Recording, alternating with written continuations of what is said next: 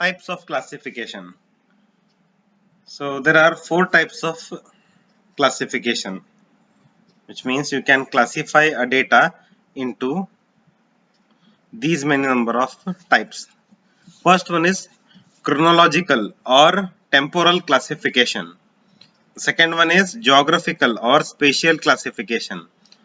Third one is qualitative classification, and fourth one is quantitative classification.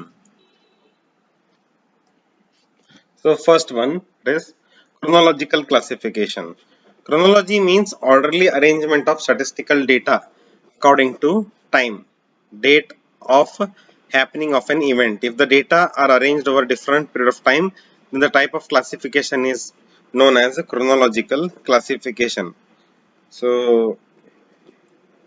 for example, population of India. ಇಲ್ಲಿ ನೋಡ್ರಿ ಇಲ್ಲೇ ನಿಮ್ಗೆ 2 columns ಅವ, year and population, 2 rose ಅವ. Okay, so first row year ದಾಗ ಏನದ 1931, 41, 51, 61, 71, 81, 91, 2001 and 2011. So ಇವು ಏನ್ ಸಜೆಸ್ಟ್ ಮಾಡ್ತಾವ, ಟೈಮ್ ಪಾಯಿಂಟ್ಸ್ ಸಜೆಸ್ಟ್ ಮಾಡ್ತಾವ. ಇವಷ್ಟು they are different time points arranged in the most oldest is arranged in the beginning. 1931 ಅಂದ್ರೆ ಇಲ್ಲಿ ಅಗ್ದಿ ಹಳೇದು, ಸೊ ಅದನ್ನ ಫಸ್ಟ್ ಗೆ ಇಟ್ಟದ. ನೆಕ್ಸ್ಟ್ 41 ಸ್ವಲ್ಪ ಹಳೇದು, 51, 61, 2011 ಅಂದ್ರೆ ಅಗ್ದಿ ರೀಸೆಂಟ್. ಸೊ ಅಗ್ದಿ ಹಳೇದು ಯಾವ್ದಿರ್ತದೆ ಅದನ್ನ ಫಸ್ಟ್ ಗೆ ಇಡ್ತೇವೆ, ಅಗ್ದಿ ರೀಸೆಂಟ್ ಯಾವ್ದಾಗಿರ್ತದೆ ಅದನ್ನ ಲಾಸ್ಟ್ ಗೆ ಇಡ್ತೇವೆ. ಸೊ ಅದ್ರ ಪ್ರಕಾರ ಪಾಪ್ಯುಲೇಷನ್ ಇಂಡಿಯಾದ ಎಷ್ಟದ ಅದನ್ನ ಇಲ್ಲೇ ಸಂಖ್ಯೆ ಬರ್ಕೋತ ಹೋಗ್ಯದ. So 279 million, 319 million, 361 million, 439 million, 548 million, 683 million, 846 million, 102 million, and this one is 121 million, sorry, 1002 million and 1210 million. So ಈ ರೀತಿ ಟೈಮ್ ಪ್ರಕಾರ ಕ್ಲಾಸಿಫೈ ಮಾಡ್ಕೊತ ಹೋಗೋದಕ್ಕ ನಾವು ಏನಂತೀವಿ, ಕ್ರೊನಾಲಜಿಕಲ್ ಕ್ಲಾಸಿಫಿಕೇಶನ್ ಅಂತ ಕರಿತೀವಿ. ಸೊ ಒಂದು ಡೇಟಾ ಒಳಗೆ ಟೈಮ್ ಪಾಯಿಂಟ್ಸ್ ಇತ್ತಂತ ತಿಳ್ಕೊರಿ. ಸೊ ಅಗ್ದಿ ಹಳೆ ಯಾವ್ದಿರ್ತದ ಅದನ್ನ ಫಸ್ಟ್ ಗೆ ಬರೀದು, ಅಗ್ದಿ ರೀಸೆಂಟ್ ಯಾವ್ದಿರ್ತದ ಅದನ್ನ ಲಾಸ್ಟ್ ಗೆ ಬರೀದು. ಸೊ ಈ ಆರ್ಡರ್ ನಾಗ ಅರೇಂಜ್ ಮಾಡ್ಕೊತ ಹೋಗೋದಕ್ಕ ಕ್ರೊನಾಲಜಿಕಲ್ ಕ್ಲಾಸಿಫಿಕೇಶನ್ ಅಂತಾರ, ಅಥವಾ ಟೆಂಪೋರಲ್ ಕ್ಲಾಸಿಫಿಕೇಶನ್ ಅಂತ ಕರೀತಾರ. Second one is geographical classification or spatial classification. So if a data is classified on the basis of geographical area or location or area wise, such as cities, districts, states, it is called as a geographical classification. For example, production of sugar in some state of India. ಇಲ್ಲೇ ಈ ರೋದಾಗ state ಗಳ ಹೆಸರು ಕೊಟ್ಟಾರ. ಈ ರೋದಾಗ ಆ state ನ ಎಷ್ಟು production ಆಗ್ತದೆ ಇನ್ ಮಿಲಿಯನ್ ಟನ್ಸ್. ಓಕೆ, ಸೊ ಉತ್ತರ ಪ್ರದೇಶದಾಗ 55 ಮಿಲಿಯನ್ ಟನ್ಸ್ ಆಗ್ತದೆ, ಬಿಹಾರ್ನಾಗ 20 ಮಿಲಿಯನ್ ಟನ್ಸ್, ತಮಿಳ್ನಾಡುದಾಗ 25 ಮಿಲಿಯನ್ ಟನ್ಸ್, ಮಹಾರಾಷ್ಟ್ರದಾಗ 15 ಟನ್ಸ್, ಅದರ್ ಸ್ಟೇಟ್ ನಾಗ 12 tons. So total 127 tons. So ಇಲ್ಲೇ ಪ್ರೊಡಕ್ಷನ್ ಆಫ್ ಶುಗರ್, ಸೊ ಇದು ಬೇರೆ ಬೇರೆ ಸ್ಟೇಟ್ ನ ಯಾವ ರೀತಿ ಆಗ್ತದೆ. ಹೌದಾ, ಸೊ ಆಯಾ ಸ್ಟೇಟ್ ನಾಗ ಅದು ವೇರಿ ಆಕೋತ ಹೋಗ್ತದೆ. ಈಗ ಉತ್ತರ ಪ್ರದೇಶದಾಗ 55 ಅದ, ಬಿಹಾರದಾಗ 20 ಅದ, ತಮಿಳ್ನಾಡದಾಗ 25 ಅದ, ಮಹಾರಾಷ್ಟ್ರದಾಗ 15 ಅದ, ಬೇರೆ ರಾಜ್ಯದಾಗೆಲ್ಲ 12 ಅದ. ಹೌದಾ, ಸೊ ಟೋಟಲ್ 127 ಅದ. ಓಕೆ, ಸೊ ಈ ತರ ಒಂದು ಕೊಟ್ಟದ ಡೇಟಾನ ಅದರ ಜೋಗ್ರಫಿಕಲ್ ಏರಿಯಾ ಅಂದ್ರ ಸಿಟಿ ಇರ್ಬೋದು, ಅದು ಡಿಸ್ಟ್ರಿಕ್ಟ್ ಇರ್ಬೋದು, ಅಥವಾ ಸ್ಟೇಟ್ ಇರ್ಬೋದು, ಕಂಟ್ರಿ ಇರ್ಬೋದು. ಸೊ ಈ ಪ್ರಕಾರ ಅದನ್ನ ಹೊಂದಿಸ್ಕೋತ ಹೋಗೋದು. ಇಲ್ಲಿ ನೋಡ್ರಿ, ಸ್ಟೇಟ್ ಪ್ರಕಾರ ಹೊಂದಿಸ್ಕೋತ ಹೋಗ್ಯಾರ. Okay, so this is called as geographical or spatial classification. Next, third one, qualitative classification.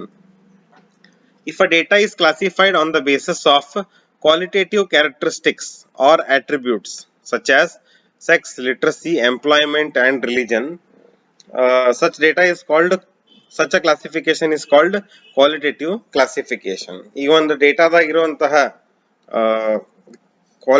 Qualitative characteristics, ಹೌದಾ, ಸೊ ಗುಣಾತ್ಮಕ ಅವೆಲ್ಲ ಇರ್ತಾವ. ಸೊ ಅದ್ರ ಪ್ರಕಾರ ನೀವು ನಿಮ್ಮ ಡೇಟಾನ ಕ್ಲಾಸಿಫೈ ಮಾಡ್ಕೊತ ಹೋದ್ರ ಅದಕ್ಕೆ ಕ್ವಾಲಿಟೇಟಿವ್ ಅಂತ ಕರೀತಾರೆ. ನಾವು qualitative classification. Classification of the units on the basis of single characteristic is called simple or one way classification. So ಬರೀ ಒಂದ ಬೇಸಿಸ್ ಮೇಲೆ ನೀವು ಒಂದು ಡೇಟಾನ ಕ್ಲಾಸಿಫಿಕೇಶನ್ ಮಾಡಿದ್ರೆ, ಒಂದ ಕ್ಯಾರೆಕ್ಟರಿಸ್ಟಿಕ್ ಬೇಸಿಸ್ ಮೇಲೆ ನೀವು ಒಂದು ಡೇಟಾನ ಕ್ಲಾಸಿಫಿಕೇಶನ್ ಮಾಡಿದ್ರೆ ಅದಕ್ಕೆ ಸಿಂಪಲ್ ಕ್ಲಾಸಿಫಿಕೇಶನ್ ಅಂತ ಕರೀತಾರ. ಸೊ ಕ್ವಾಲಿಟೇಟಿವ್ ಎಕ್ಸಾಂಪಲ್ ನೋಡೋಣ ಬರ್ರಿ. ಸೊ ಇಲ್ಲಿ ನೋಡ್ರಿ, residents of a certain locality can be classified according to their occupation as. ಇಲ್ಲಿ ನೋಡ್ರಿ, ಅವರ ವೃತ್ತಿ ಏನದ, office assistant, businessman, teachers, bank employees, total. ಈಗ ಇದನ್ನ ನಾವು ಒಂದು ಬಿಲ್ಡಿಂಗ್, ಒಂದು ಕೋಆಪರೇಟಿವ್ ಸೊಸೈಟಿ ಅಥವಾ ಒಂದು ದೊಡ್ಡ ಬಿಲ್ಡಿಂಗ್ ಇರ್ತದ, ಅಲ್ಲಿರುವಂತಹ ಎಲ್ಲಾ ಹೌಸ್ ಹೋಲ್ಡ್ ಹೆಡ್ಸ್ ಯಾರು ಇರ್ತಾರ ಅವ್ರನ್ನ ಇದ್ರಾಗ ತಗೋಬಹುದು. ಈಗ ಅದ್ರಾಗ ಎಷ್ಟೋ ಮಂದಿ ಬಿಸ್ನೆಸ್ ಮ್ಯಾನ್ ಗಳು ಇರ್ತಾರೆ, ಎಷ್ಟೋ ಮಂದಿ ಟೀಚರ್ ಗಳು ಇರ್ತಾರ, ಎಷ್ಟೋ ಮಂದಿ bank employee, office assistant. So ಇವೆಲ್ಲ ಏನವಂದ್ರ ಇವ ಕಲ್ತಿರ್ತಾರ, ಅದಕ್ಕೆ ಅವ್ರ ಕೆಲಸ ಮಾಡ್ತಿರ್ತಾರ. ಹೌದಾ? ಈಗ ಟೀಚರ್ ಅವ್ರ ಪ್ರೊಫೆಷನ್ ಅದಿರ್ತದ, ಸೊ ಅದನ್ನ ಅವ್ರಿಗೆ ನಾವು ಇಲ್ಲಿ ಹಾಕ್ತೇವೆ. ಬಿಸ್ನೆಸ್ ಯಾರು ಮಾಡ್ತಾರ ಅವ್ರನ್ನ ಇಲ್ಲಿ ಹಾಕ್ತಿವಿ, ಆಫೀಸ್ ಅಸಿಸ್ಟೆಂಟ್ ಯಾರು ಇರ್ತಾರ ಅವ್ರನ್ನ ಇಲ್ಲಿ ಹಾಕ್ತಿವಿ, ಬ್ಯಾಂಕ್ ನ ಕೆಲಸ ಮಾಡೋರ್ನ ಇಲ್ಲಿ ಹಾಕ್ತಿವಿ. ಸೊ ಇದೊಂದು ಕ್ವಾಲಿಟಿ ಇದು. Designation is a quality, occupation is A quality. Okay, so ಆ ಕ್ವಾಲಿಟಿ ಪ್ರಕಾರ ಎಷ್ಟು ಮಂದಿ ಇದ್ದಾರೆ ಅದನ್ನ ಇಲ್ಲಿ ಬರ್ಕೋತ ಹೋಗ್ತೀವಿ, ಟೋಟಲ್ ಬರ್ಕೋತ ಹೋಗ್ತೀವಿ. ಸೊ ಇದಕ್ಕೆ ನಾವು ಕ್ವಾಲಿಟೇಟಿವ್ ಕ್ಲಾಸಿಫಿಕೇಶನ್ ಕರಿತೀವಿ.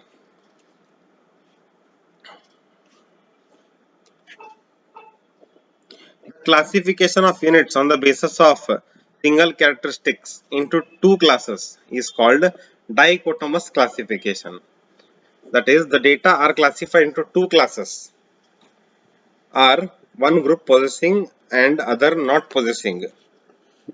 ಇಲ್ಲಿ ನೋಡ್ರಿ, ಜೆಂಡರ್. ಸೊ ಜೆಂಡರ್ ನಾವು ಮತ್ತೆ ಮುಂದೆ ಇನ್ನೊಂದ್ ಎರಡು ಕ್ಲಾಸಿಫೈ ಮಾಡಬಹುದು, ಒಂದು ಮೇಲ್, ಇನ್ನೊಂದು female. Members of a club can be classified on the basis of sex.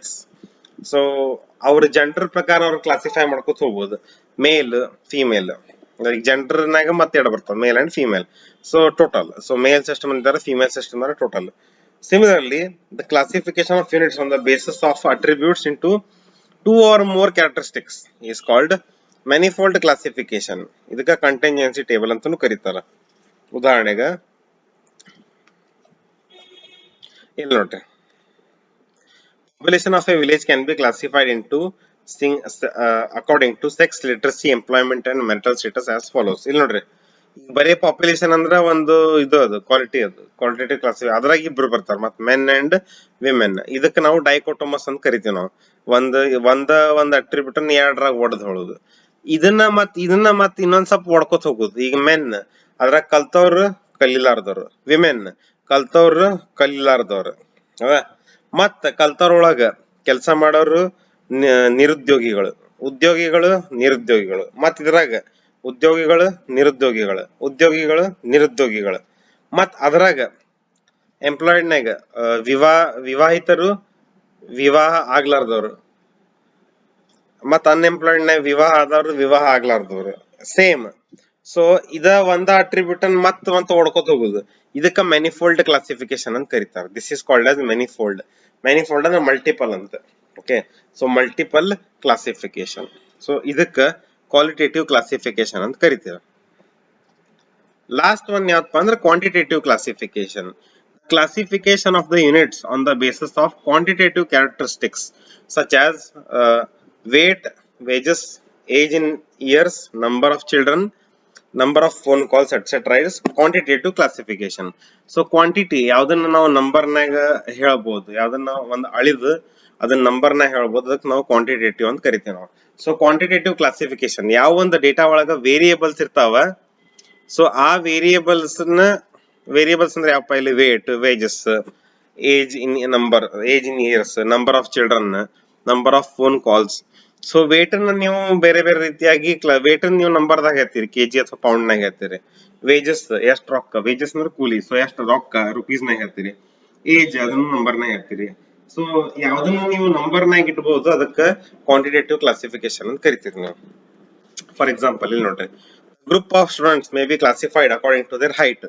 So ಒಂದು ಕ್ಲಾಸ್ ನಾಗ ಒಂದು ಗ್ರೂಪ್ ಆಫ್ ಸ್ಟೂಡೆಂಟ್ಸ್ ಅಂತ ತಗೊಂಡಿರ್ತೀರಿ. ಸೊ 140 to 150 ಸೆಂಟಿಮೀಟರ್ ಇರುವಂತ ಹುಡುಗರು ಎಷ್ಟು ಮಂದಿ ಇದಾರೆ, ಸೊ 150 to 160 ಸೆಂಟಿಮೀಟರ್ ಹೈಟ್ ಇರೋ ಹುಡುಗರು ಎಷ್ಟಿದ್ದಾರೆ, 160 to 170 ಇದ್ದವ್ರು ಎಷ್ಟಿದ್ದಾರೆ, 170 to 180 ಇದ್ದವ್ರು ಎಷ್ಟಿದ್ದಾರೆ. So total will be 50. ಇದೊಂದಿರ್ತದೆ. ಇನ್ನೊಂದು ಎಕ್ಸಾಂಪಲ್ ಯಾವಪ್ಪ ಅಂದ್ರೆ ಇಲ್ಲ ನೋಡ್ರಿ, number of apples per box. So number of apple, so 5 apple ಇದ್ದಿದ್ ಬಾಕ್ಸ್ ಎಷ್ಟವ, ಇಷ್ಟವ. 6 ಇಷ್ಟವ, 7 ಇಷ್ಟವ. ಸೊ ಈ ರೀತಿ ನೀವು ಕ್ಲಾಸಿಫೈ ಮಾಡ್ಕೋತ ಹೋಗ್ಬೋದು. So these are different types of classification.